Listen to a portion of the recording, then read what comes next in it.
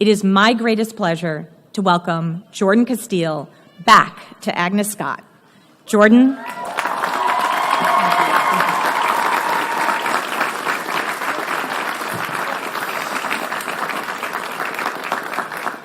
I'm already crying. I just listened to that. So I'm just going to say that I am an emotional being and I'm going to be myself. So, good morning. Thank you, President Zach and Malika. Wow. Really phenomenal, you guys. I'm so inspired. To the distinguished members of the faculty, thank you. I have to say to the sprites, Agnes Scott's graduating class of 2019, congratulations. You're going to hear that a lot today. Take it in. I am beyond honored to be here today, celebrating with this amazing achievement with you and your loved ones. I'm going to do the only thing we Scotties know how to do. I'm going to be honest. I'm going to wear my sneakers underneath my robe. For me, that means being unapologetically myself and keeping it 100. I will be vulnerable. I will epitomize awkward. Yes, I am awkward. I laugh loud and at myself often. I don't know if I'll do it in the course of this speech, but you will hear me at some point today. This is me. This is the me that I learned to embrace to the fullest right here on this campus. I plan to share the most authentic version of myself with you today in the hopes that you see a little bit of yourself behind this podium. With that said, I believe we are all artists. Yes, every single person in this outside space praying for no rain is an artist. I know, right? An artist saying we're all artists. Cliche. Hang with me, okay? But I'm going to back up this belief by telling you how I painted my own life and how you can do the same. So I'm going to ask you to paint this picture with me. It was 2007. I was gangly, I was timid, and I was a high school graduate who spent her time drawing tattoos for extra cash because the hustle is real, playing field hockey, drawing on airplanes to cope with my fear of flying, eating sandwiches cut into hearts and stars on the floor outside my favorite teacher's classroom. I was driving a green Subaru Outback and constantly smelled like a soccer field. Thanks to my captain responsibilities of bringing the gear to practice. It was a constant struggle. It stunk. At this point in my life, I felt I had done everything right. In an effort to manage the world around me, I was, and quite frankly still am, a people pleaser. I wanted to follow the rules of life as I understood them and draw. I made the first bold brushstroke in my life when I applied early decision to Agnes Scott College. I accepted without telling my parents, okay? I accepted a binding agreement without telling my parents. Because I knew more clearly than I knew anything up until that point that being here on this campus was exactly where I needed to be.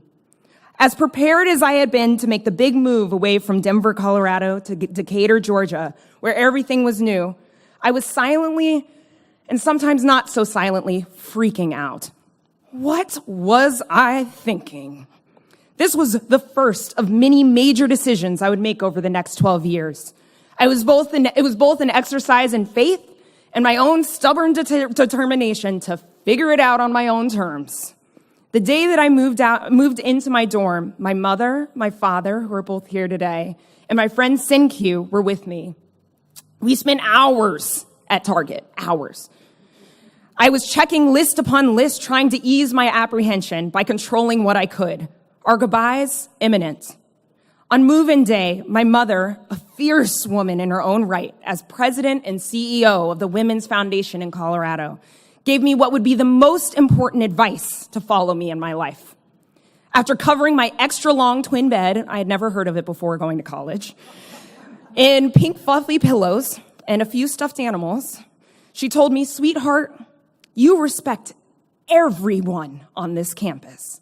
We heard from the president of the college today. We met deans, faculty, and the like, but oftentimes it is the people behind the scenes that are the heart and soul of a place.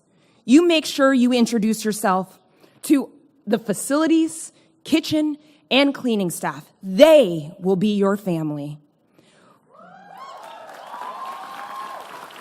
With that said, My mother marched me into the cafeteria, and to my horror, truly to my horror, she walked right up to the woman making the baked goods and said, "Hi," my mom said. "This is my daughter, Jordan. She loves to bake, and I just want to make sure everyone in this community, those folks who will be her family while I'm away, she meets them." It was Miss Betty we met, who is also here today. She greeted us with, just saying her name, done. Okay. She greeted us with a grin and reassured my mom that I was in good hands. In good hands, I was. Betty very quickly became my ASC mama and one of the most important figures in the painting of my life. My favorite part of the day was getting to the cafeteria to see Betty. She invited me to her home, brought me Sunday dinners on campus. We laughed and cried together. She was, as my mom predicted, someone who loved me unconditionally in a way only family can. My paintings have been and continue to be rooted in representing relationships I have built along the way. As a deeply empathetic, if you can't tell, person and observer, I am prone to connect most to those on the periphery. I have never been one to feel institutional attachment. I have found myself attached to and loyal to the people who see me and in turn share themselves. This campus is full of those people. Betty was just the start.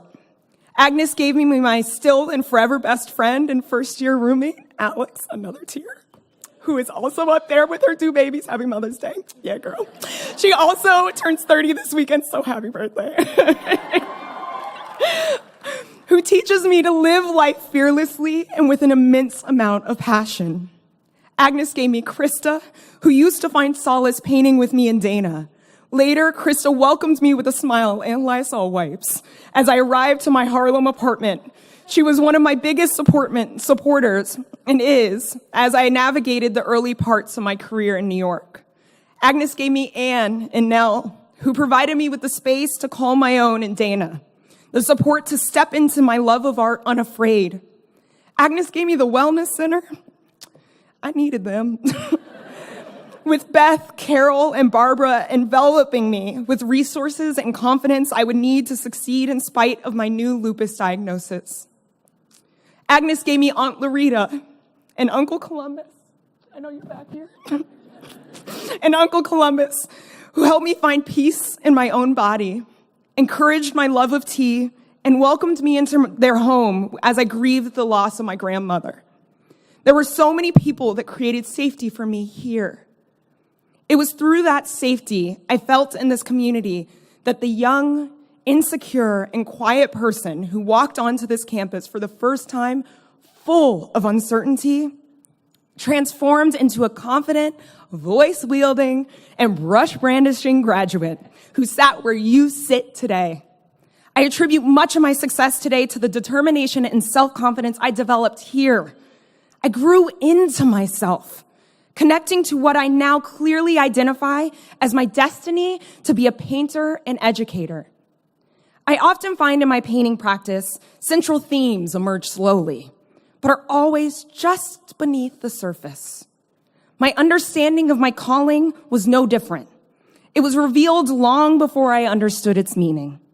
When I was 10 months old, my mother's personal journal read this. Listen closely. The moment you were born, your hands, which still are a focal point, were a focal point of your nature. Large with long fingers that can grasp delicately the smallest item, you use them with great grace and dexterity. And how you love colors, shapes, and movement. I remember the amazement as you responded to cartoons on TV, intent on the colors. I was 10 months old when she wrote that. My innocent examination of Care Bear rainbows soon turned from looking to longing to use my hands for making. Now I'm known for the paintings I make. But in reality, I have always been one to use my hands for handmade gifts for friends, for baking, still baking, Betty, knitting, cleaning, and writing letters. I continue to find true joy in my ability to share my creations with others, whatever form they take. As the first ever Summit cohort to graduate, you're the graduates, I know you recognize the power of stepping out of your immediate space and respectfully into the spaces of others. Although Summit did not exist when I was here, I was encouraged by the Agnes Scott faculty to study abroad for a semester in Cortona, Italy, through the University of Georgia Lamar Dodd School of Art. Deciding to go was the best thing I could have ever done. It was in Italy that I discovered bold new colors for my palette. My stubborn and determined sensibility worked in my favor. Although my lupus journey was just beginning, I gathered enough medication to last the entirety of the visit and found a rheumatologist in Florence. I had done as I had done when I arrived here on move-in day. I didn't take no for an answer, asked for help, and made excessive lists with boxes drawn so I could check them off. I communicated my needs to those in charge and packed, unpacked, and repacked. It was during my study abroad experience, second semester of my third year, that I fell in love with the idea of having a studio practice. It is crazy to think I was 21 when I used oil paint for the first time. That was only 9 years ago, guys. The light and space in Cortona enthralled me with possibility. I painted portraits of my classmates and the groundskeeping staff, ate blood oranges, and gorged an excessive, sometimes 3, maybe 2 gelatos a day. I was happy. As a result of that palpable joy, I came back to Agnes and immediately changed my major from sociology and anthropology to studio art. I was lucky to come home to the Agnes Scott art department. They encouraged my newfound love of oil paint by giving me the freedom I needed to continue learning. I followed my impulse to paint portraits of people who I wanted to honor, starting with our very own Betty. Changing my major to studio art meant I was subtly turning and drawing my life upside down. My parents were slightly horrified. I was considering a new composition altogether and had no idea how I would get a practical job in the future. Thanks to societal messaging and lack of access, I was quite sure all contemporary artists were struggling to make ends meet. However, I knew with a strong base, Agnes made me resolute in my ability to think deeply, live honorably, we could almost call this back and forth, and engage in the intellectual and social challenges of my time. Shoot, at the very least, I knew I was going to write and communicate my ideas effectively. I would figure it out. I just did not have a vision for how it would all come together. Now, what feels like just yesterday, but was only 8 years ago, I walked across this very stage, looking towards a future to Teach for America, teaching special education to 6th and 9th graders in my hometown. I was going back to Denver, and I was as sad as I was to be leaving the community I built here at Agnes. I was looking forward to the next adventure. This opportunity was going to fill my logical desire of certainty by doing meaningful work and earning a paycheck. I've always loved teaching. I wanted TFA to be the rainbow I had been seeking. In reality, my new job checked a lot of smart decision life boxes, but I quickly realized checking boxes doesn't always equate to happiness. To soften the blow, I stocked up on cheap oil paint and canvases at the craft supply store Michael's. At night, in my first grown-up apartment, after writing lesson plans, I painted photos of my students to calm and connect to myself. It wasn't enough. I became depressed, and the stress amplified my lupus symptoms, forcing me to confront my fear of perceived failure. I had never quit anything in my life. I saw the light I had gained here at Agnes dim. I have always been ambitious, but at what cost?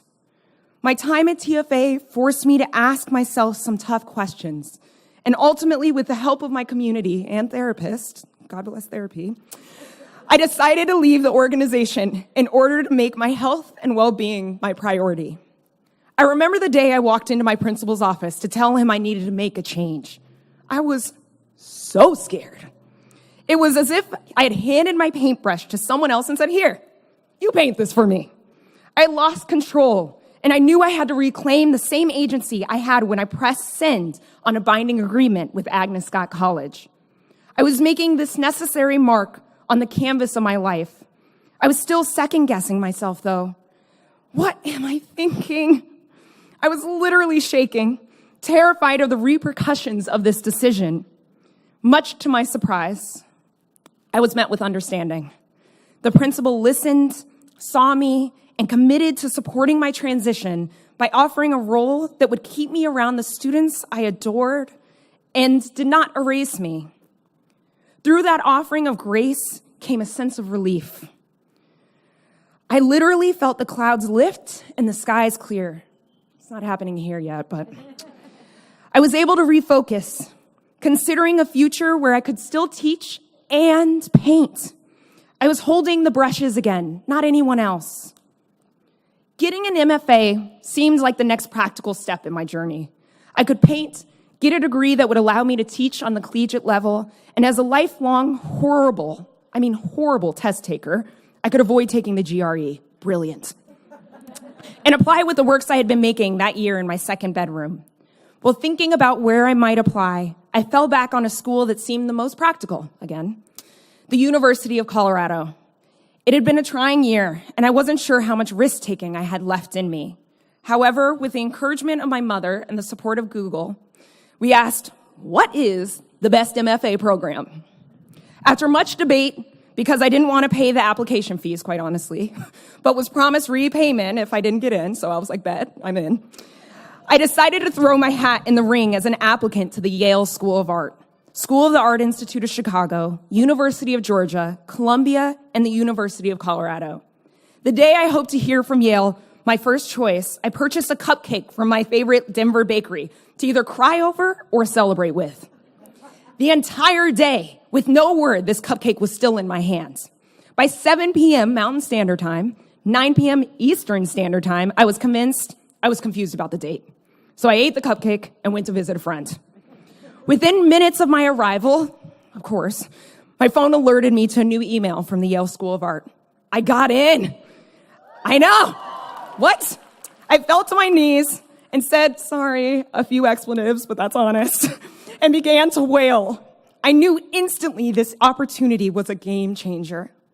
As the reality of my move to New Haven set in, the good friend fear reared its head.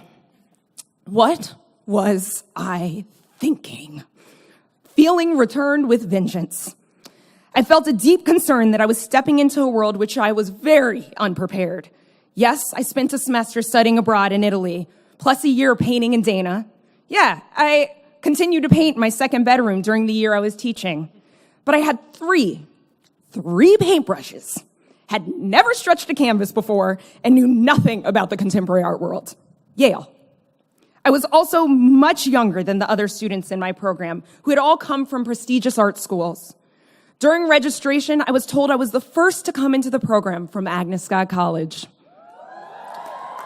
I mean, no pressure, right? That's kind of how I felt. I was like, oh, okay. I spent the first year at Yale battling my own imposter syndrome. I was a young black woman from Denver, Colorado, who went to the best women's college, which was still a BA versus a BFA, and had the elite art world vocabulary of a 2-year-old. The voice I worked so hard to gain while at Agnes silenced itself. I did not speak in group critiques. I would only ask questions a couple of my peers in private. I felt acutely aware that I had gaps to fill and was desperate to fill them. By the time my second year rolled around, I emerged from my shell again, feeling powerful as I recognized that I was there for a reason, and my ability to distill art speak into my own language is meaningful. I was and am an artist painting my own portraits. Quite frankly, my time at Yale was incredibly hard. I had to fight constantly for my own sense of belonging. In the midst of the challenges I faced as an outsider, I was determined, hardworking, and appreciative of the opportunity. I fell back on my inquisitive nature and worked towards combining my love for painting, social justice, and stories. Ultimately, my perceived weaknesses became my strength. Having a strong liberal arts education while in the contemporary fine arts world meant experiencing a freedom many of my peers did not have. I was stepping into the studio unbound by internal or external expectations.